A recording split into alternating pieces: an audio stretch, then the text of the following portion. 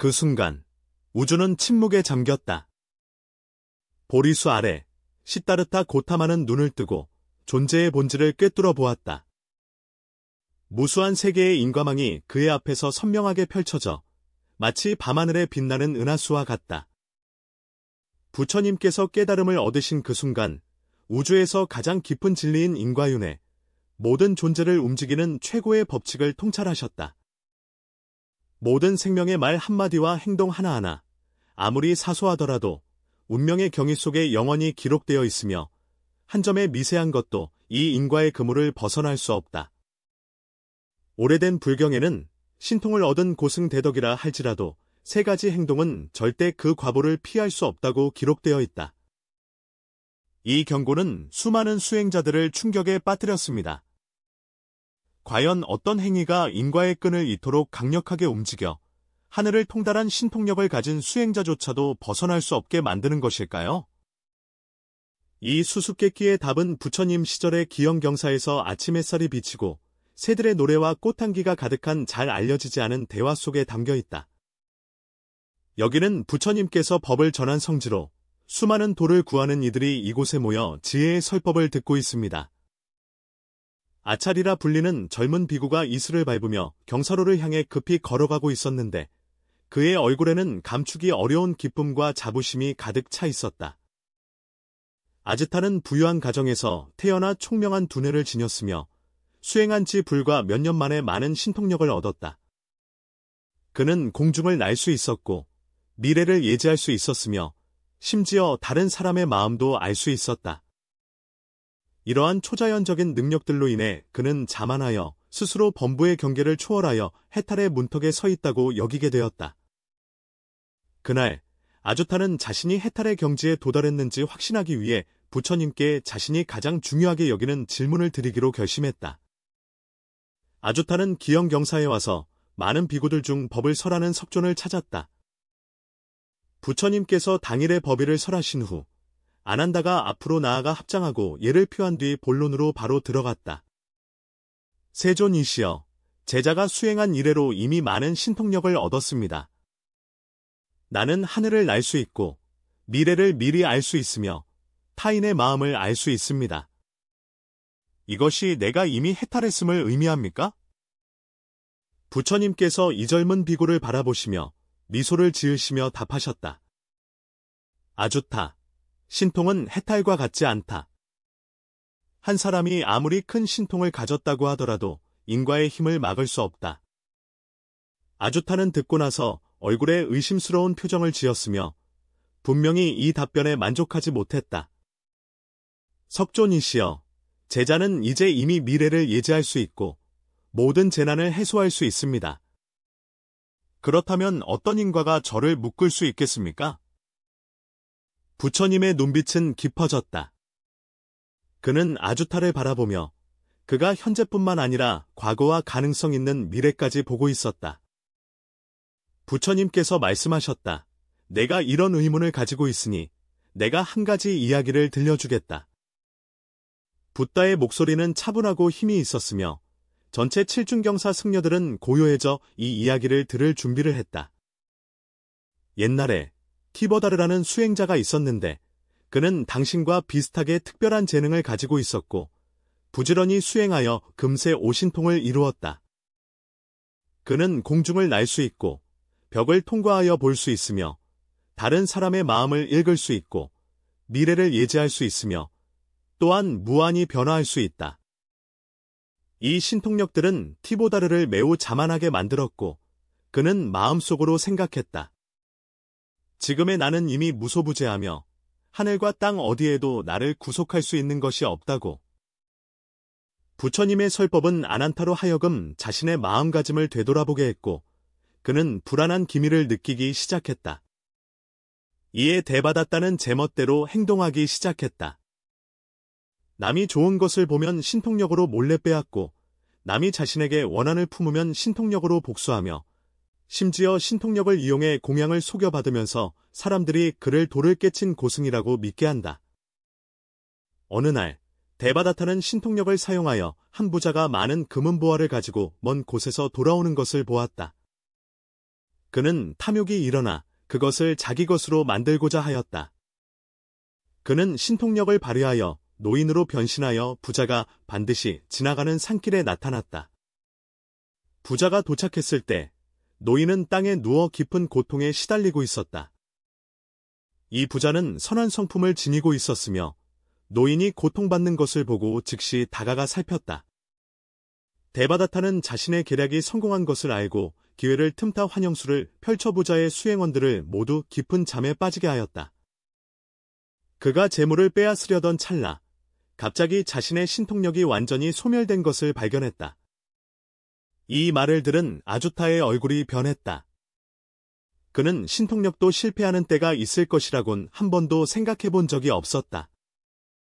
데바다타가 당황하여 어쩔 줄 몰라 할 때 한 줄기 금빛이 스쳐 지나가며 엄숙한 천신이 나타났다. 천신이 말했다. 데바다타여, 너는 신통력을 남용하여 악을 행하였으니 이미 천리를 범하였다. 데바다타는 즉시 당황하여 땅에 무릎을 꿇고 간청하였다. 천신께 용서를 빌며 내가 잘못을 저질렀음을 알겠습니다. 천신께서 대답하셨다. 인과응보는 그림자가 몸을 따르듯 한다.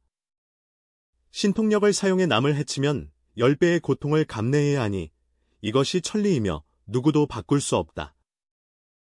그 이후로 티베르다토는 모든 신통력을 잃었을 뿐만 아니라 무한한 고통의 보응을 겪어야 했다.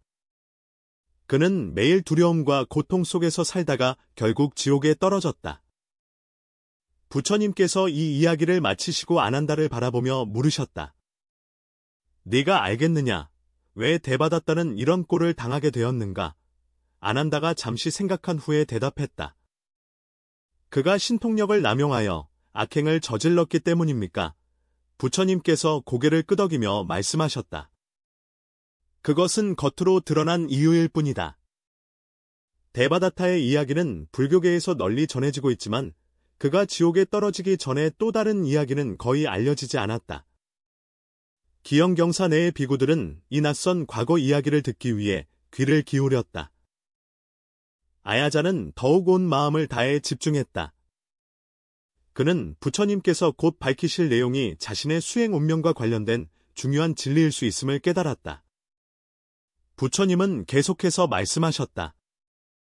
데바다타는 신통력을 잃은 후 마음이 후회와 원망으로 가득 차 있었다. 그는 깊은 산속에 와서 나날이 고행하며 신통을 다시 얻고자 했다. 그는 불상 앞에 무릎을 꿇고 서원하였다. 만약 다시 신통을 얻는다면 반드시 그것을 중생을 이롭게 하는 데 쓰고 다시는 악을 행하지 않겠다고. 1년이 지나자 데바다타의 진심은 천신들을 감동시켰다. 어느 날 밤 천신이 꿈속에서 그에게 말했다. 내 진심을 이미 보았다. 그러나 신통력은 너에게 양날의 검과 같다. 이번에는 그 힘에 현혹되지 않겠다고 약속할 수 있겠느냐? 티베르다토는 꿈속에서 대답했다. 나는 이미 충분히 고통을 겪었으니 절대로 같은 실수를 다시는 하지 않을 것이다. 천신이 한숨을 쉬며 말했다. 그럼 내가 유혹을 이겨낼 수 있는지 시험해보마. 내일 이곳을 지나갈 상인 행렬이 있을 것이니 그들은 많은 금은보화를 가지고 있다. 만약 내가 그 유혹을 거부하고 그들을 노리지 않는다면 나는 내 신통력을 회복시켜주겠다. 다음 날 상단은 과연 도착했고 티베다토는 어두운 곳에 숨어서 관찰했다. 반짝이는 금은보화를 보며 그의 마음은 다시 꿈틀거리기 시작했다. 그는 스스로에게 이렇게 말했다. 만약 내가 조금만 가져가도 괜찮겠지. 어차피 신통력이 회복되면 더 많은 선행으로 보상할 수 있을 테니까. 그가 바로 그 생각을 하는 순간 천신의 목소리가 그의 귀에 울려 퍼졌다. 제바달타여, 제바달타여, 너는 아직 깨닫지 못했구나. 신통은 사욕을 만족시키기 위한 도구가 아니라 수행길에서의 도우미일 뿐이다. 너조차 이 유혹조차 견디지 못한다면 어떻게 다시 같은 실수를 반복하지 않을 수 있겠는가? 아전세는 이 말을 듣고 식은땀이 흘렀다. 부처님의 한마디 한마디가 그의 내면을 정면으로 꿰뚫는 듯했고 그제야 신통력 뒤에 이렇게 깊은 뜻이 있음을 깨달았다. 그동안 자신이 자만하고 자랑했던 것이 얼마나 위험한 일이었는지도 알게 되었다. 부처님은 아난다의 반응을 바라보시며 만족스럽게 고개를 끄덕이셨다. 신통력이 비록 강력하지만 인과응보는 더 강력하다. 비록 하늘을 통달하는 능력이 있더라도 절대해서는 안 되는 세 가지가 있다. 아제세는 급히 여쭈었다. 부처님께서 가르쳐주신 그 세 가지 일이 과연 무엇인가? 부처님의 눈빛은 번개와 같아 아자세를 지시하셨다. 수천 년 동안 수많은 도를 이룬 고승들은 한 가지 천기를 탐구해왔다. 왜 어떤 사람들은 신통력이 대단함에도 결국 지옥에 떨어지는가? 어째서 어떤 사람들은 법력이 무한한데도 악보를 피하지 못하는가? 이 모든 것은 세 가지 대금기와 관련이 있습니다. 오늘 나는 이 중대한 비밀을 밝히고자 합니다. 그때 하늘에서 갑자기 천둥이 울려 퍼지며 한 줄기 번개가 하늘을 가르며 온 기현의 경계를 환히 비추었다. 아주다는 온몸이 차가워지는 것을 느꼈다. 그는 분명히 보았다. 부처님의 얼굴이 비범하게 장엄해져서 마치 하늘의 뇌신과 같아 위엄이 넘쳤다. 세존이시여, 도대체 어떤 금기가 있어 하늘과 땅조차도 그로 인해 색이 변합니까? 아약도는 떨리는 목소리로 물었다. 기영경의 거울은 내부에서 새 한 마리 소리 없이 비추었고 모든 비구들이 숨을 죽이며 붙다가 이 수령계를 뒤흔들 천고의 미스터리를 풀어내기를 기다렸다. 부처님의 도에서 첫째는 중생의 신뢰를 속이지 않는 것이다. 중생이 삼보를 믿는 신심은 무엇과도 바꿀 수 없을 만큼 귀중하며 마치 어둠 속에서 길을 밝혀주는 한 송이 환한 등불과 같다.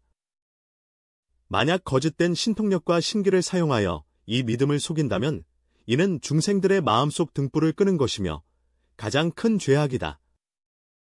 마치 강물이 배를 띄울 수도 있고 뒤집을 수도 있듯이 신심은 중생이 해탈에 이르도록 도울 수 있지만 만약 중생의 신심을 속인다면 중생들이 불법에 대해 의심을 품게 되어 무수한 사람들이 길을 잃게 될 것이다. 이러한 과보는 가장 심각하다. 아조타는 자신이 여러 번 마을 사람들 앞에서 신통력을 보여 그들이 자신이 이미 깨달았다고 생각하게 만든 것을 떠올리며 마음속으로 부끄러움을 느꼈다. 둘째, 신통을 이용해 중생을 해쳐서는 안 된다. 신통은 본래 사람을 돕는 도구로서 마치 시원한 감로수와 같아 갈증난 마음을 적셔주어야 하며 밝은 등불과 같아 길을 잃은 여행자를 비추어 주어야 한다. 만약 그것을 사용하여 다른 사람을 해친다면 그것은 수행의 본래 뜻을 거스르는 것이다. 신통력으로 남을 해치는 자는 마치 복음으로 자기 자신을 베는 것과 같아 결국 상처받는 것은 자기 자신이다. 남에게 가하는 모든 고통은 거울과 같아 자기 마음속으로 되돌아와 100배, 1000배로 자신을 괴롭힌다. 부처님의 말씀은 마치 경종과 같아 아난다로 하여금 자신이 과거의 신통력을 사용하여 자신에게 해를 끼친 사람들을 희롱한 일을 떠올리게 했고 그의 마음은 더욱 불안해졌다. 셋째, 신통력을 사사로이 이익을 취하는 데 사용해서는 안 된다. 신통력은 수행의 부수적인 산물로 길가에 핀 야생화와 같아 아름답지만 목적지가 아니다. 그것은 사욕을 충족시키기 위한 도구가 아니라 올바른 길을 걷는 동안 자연스럽게 피어나는 꽃이다. 만약 신통을 이용해 절도와 사기를 저지르면 일반인의 범죄보다 그 업보가 100배나 더 무겁다. 인과를 명확히 알면서도 이를 어기는 것은 가장 어리석은 행위로서 절벽을 알면서도 일부러 뛰어내리는 것과 같다. 부처님께서 계속해서 말씀하셨다. 이 세 가지 금기는 겉보기에는 단순해 보이지만 실은 하늘과 땅의 이치를 담고 있다. 과거에 덕망 높은 고승이 있었는데 이름은 선명이라 하였고 오한과 육통에 정통하여 과거와 미래를 꿰뚫어 볼 수 있었다. 어느 날 그는 천안통으로 한 가정이 3일 후에 화를 입을 것을 발견했고 가족 9명 모두 생명의 위협을 받게 될 것을 알았다. 자비심에서 그는 신통력으로 이 재난을 해소하려 했으나 막 행동하려던 순간 하늘에서 범천의 경고를 들었다. 이 가정의 재난은 지난 생의 인과로 인한 것임을 알게 되었다. 만약 신통력을 사용하여 강제로 화해를 시도한다면 그들은 업을 소멸할 기회를 잃게 될 뿐만 아니라 오히려 죄업이 점점 더 쌓여 다음 생에 더 큰 고통을 받게 될 것이다. 선명은 곧바로 깨달아 인과응보의 깊은 뜻을 알게 되었고 신통력을 이용해 직접 사람을 구하지 않고 구걸하는 이의 집 문 앞에서 화연을 하였다. 그는 구걸하는 기회를 빌어 가족들에게 선행과 덕을 쌓으며 경전을 독송하고 불공을 드릴 것을 가르쳤다. 3일 후 재난은 정말로 닥쳤지만 그들이 심은 선행 인연 덕분에 재난은 경미해졌고 온 가족이 무사히 지낼 수 있었다. 이것이 진정한 지혜의 신통력 활용이다. 인과를 직접 개입하는 것이 아니라 중생들에게 어떻게 새로운 선한 인연을 심는지를 가르치는 것이다. 또 한 명의 수행자 이름은 해관으로 그는 미리 알 수 있는 능력이 있었다. 어느 날 그는 자신이 7일 후에 큰 재난을 만나 생명의 위협을 받을 것을 보았다. 그는 마음속으로 생각했다. 나는 신통력을 지니고 있으니 반드시 이 재난을 피할 수 있을 것이다. 그래서 그는 신통력을 발휘하여 미래를 바꾸려고 했다. 그는 깊은 산속으로 피신하여 모습을 바꾸고 심지어 신통력을 통해 자신을 투명하게 만들었다. 그러나 그가 아무리 신통력을 발휘해도 다가올 재난은 여전히 예정대로 찾아왔다. 7째 날 황혼 무렵 거대한 바위 하나가 갑자기 산꼭대기에서 굴러내려와 그가 몸을 숨긴 곳을 정확히 강타했다. 수천 군대가 일촉즉발의 위기에 처했을 때 지나가던 평범한 승려 한 명이 모험을 감행하여 그를 구해냈다. 해관은 비록 중상을 입었지만 화를 겪으면서 오히려 복을 얻어 상처를 회복하는 동안 결국 한 가지 진리를 깨달았다. 신통력이 아무리 크다 해도 인과를 능가할 수 없다는 것이다. 진정한 해탈은 신통력을 통해 인과를 회피하는 것이 아니라 지혜로 인과를 이해하고 자비로 인과를 전환하는 것이다. 아주타는 깊이 귀 기울여 들었고 이 이야기들이 드러내는 진리는 밤의 등불처럼 그의 수행의 길을 밝혀주었다. 부처님께서 이어서 말씀하셨다. 그러므로 신통력이 있다고 하여 마음대로 해도 된다고 생각하지 말라. 천도의 순환과 인과는 어김이 없느니라. 모든 사람의 인연은 전생에 심은 인연으로 이번 생에 맺는 열매입니다. 진정으로 해탈하고자 한다면 반드시 개를 시주로 삼고 지혜를 칼로 삼아 탐욕, 성냄, 어리석음의 근본을 끊어야 한다. 아주타가 듣고 나서 온몸에 식은땀이 흘렀다. 그제서야 그는 자신이 이전에 가졌던 생각이 얼마나 위험했는지, 그리고 자신이 진정한 해탈에서 얼마나 먼지를 깨달았다. 부처님은 아난다의 반응을 바라보며 마음속으로 고개를 끄덕이며 말씀하셨다. 아난다야, 내가 너에게 더 깊은 진리를 하나 더 알려주겠다.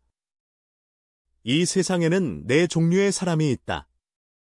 한 종류의 사람은 신통과 지혜를 모두 갖추었으며 그들은 신통을 사용하여 중생을 이롭게 하니 마치 비와 이슬이 만물을 적시는 것과 같다. 어떤 사람들은 신통력이 있으나 지혜가 없어서 그들은 신통력을 사용하여 남을 해치고 자신도 해친다. 마치 불꽃에 스스로 타는 것과 같다. 어떤 사람은 신통력이 없고 지혜만 있으니 그들은 평범하나 내면이 깨달아 자신의 밝은 등불로 비춘다. 어떤 사람은 신통력도 지혜도 없어서 어둠 속에서 더듬거리며 마치 맹인이 밤길을 걷는 것과 같다. 부처님께서 물으시기를 당신이 말하길 이 네 종류의 사람들 중에서 누가 가장 소중합니까? 아주타는 잠시 생각한 후 대답하였다. 첫 번째 유형으로 신통과 지혜를 겸비하여 중생을 널리 이롭게 할 수 있는 사람이다. 부처님께서 고개를 저으시며 말씀하셨다.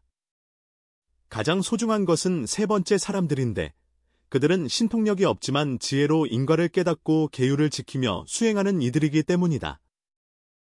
그들은 외부의 힘에 의지하지 않고 내면의 깨달음을 통해 해탈을 얻는다.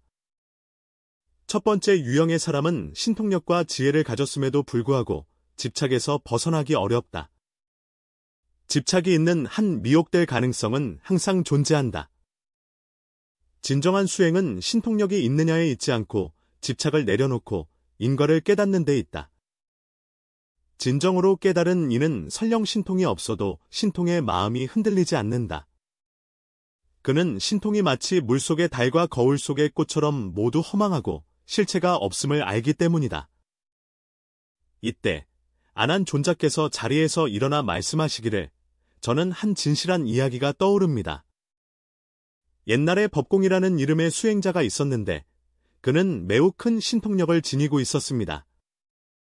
한 번은 그가 신통력을 사용하여 자신이 7일 후에 죽을 것을 보고 매우 두려워했다. 그는 여기저기 의사를 찾아 약을 구했으며 결국 한 위대한 덕망 있는 스님을 만났다. 그 대덕의 이름은 지혜였으며 그는 법공에게 말했다. 지금 가장 중요한 것은 죽음을 피하는 것이 아니라 생사의 진리를 깨닫는 것이다. 죽음은 단지 환상일 뿐이며 진정한 생명은 태어나지도 않고 멸하지도 않습니다. 법공은 들으며 깊은 깨달음을 얻어 신통에 대한 집착을 내려놓고 생사의 진리를 전심으로 생각하였다. 그는 생명의 본질을 관찰하기 시작했고 자신의 호흡과 마음의 작용을 관찰하였다. 점차 그는 생명이 단지 마음의 생멸일 뿐임을 깨달았고 그의 본성은 생멸하지 않는다는 것을 알게 되었다. 결과 일주일이 지나자 그는 죽지 않고 오히려 깨달음을 얻었다. 그는 생사, 가 본래 공, 함을 깨달아 더 이상 죽음을 두려워하지 않는다.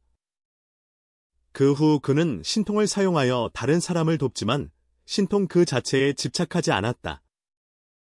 부처님은 들으시고 기쁘게 고개를 끄덕이셨다. 아나는 매우 잘 말했다.